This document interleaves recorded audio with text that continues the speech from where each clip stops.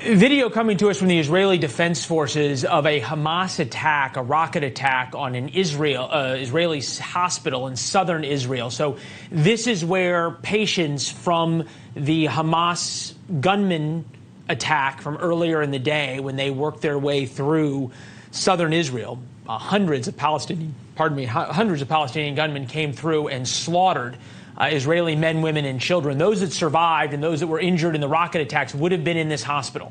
And then Hamas targeted the hospital. With us now, Jamil Jaffer, formerly of the Bush administration, also worked on Capitol Hill during the Iran nuclear deal. I'm thinking forward as we are going to watch now the Israeli counteroffensive that's going to begin. We know that the way Israel conducts war and Hamas is very different. Hamas hides their arsenals inside hospitals. The Israelis do their best to protect civilians. Hamas targets civilians. It's pretty clear. And I'm wondering if you think over the next few days that moral clarity and that moral difference is going to be pointed out, not necessarily by American media, but by media around the world.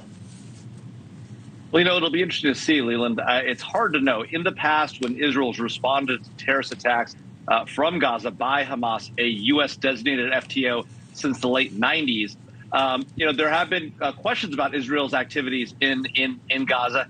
And, it's not clear why. I mean, the reality is they're fighting a war that's been brought upon them. This is not a war at this point that Israel has chosen. It was a terrorist attack by Hamas, as the president said. And now they're going to have to respond. And they're going to go into urban combat zones. You were just talking about that earlier on this broadcast. That fighting will be hard. And we know that the Hamas terrorists will be putting civilians in harm's way, Palestinian civilians and Israeli civilians they've kidnapped, in order to try and make it look like the Israelis are doing something inappropriate, when in reality what they're doing is responding to an attack on their nation.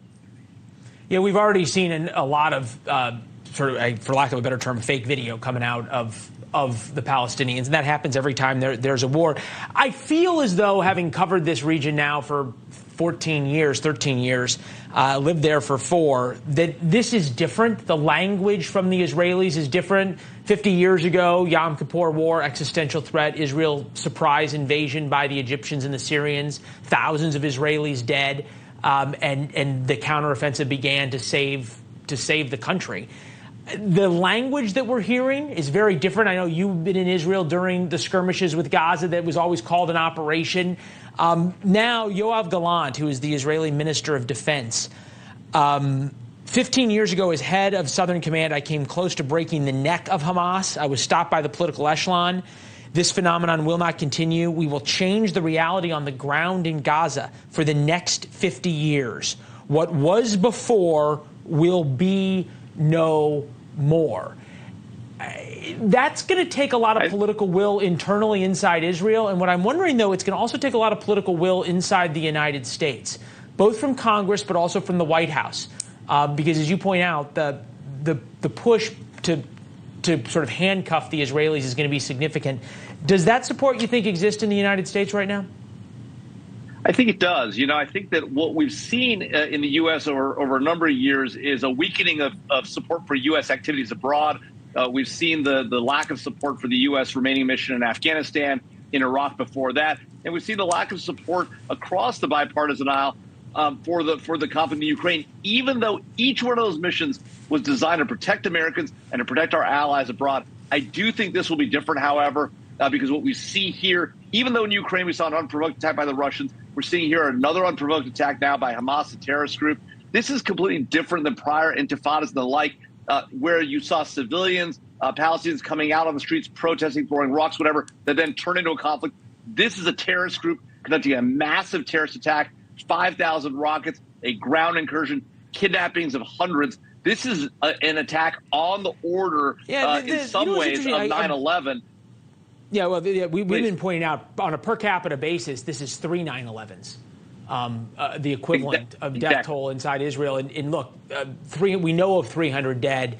This is video of the Palestinians marauding through Israeli towns and indiscriminately slaughtering people as they slept. So the death toll could go a lot higher. What I'm interested in, give me 30 seconds on this. Where is the international pressure on Iran to put pressure on their proxies to release these hostages, at the very least?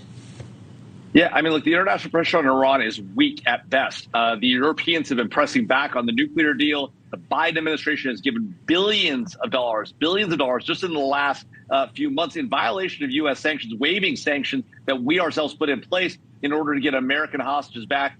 You know, the Iranians are teaching. We've taught Hamas that taking hostages is a procedure that works because we just gave $1 billion, multiple billion dollars to the Iranians. The irony: we $6 billion for 4 or 5 American hostages, and now we see what Iranian proxies did of taking hostages inside Israel, including that grandmother. Jamil, thank you very much. We'll be right back with whether there are Americans being held by Hamas inside Gaza.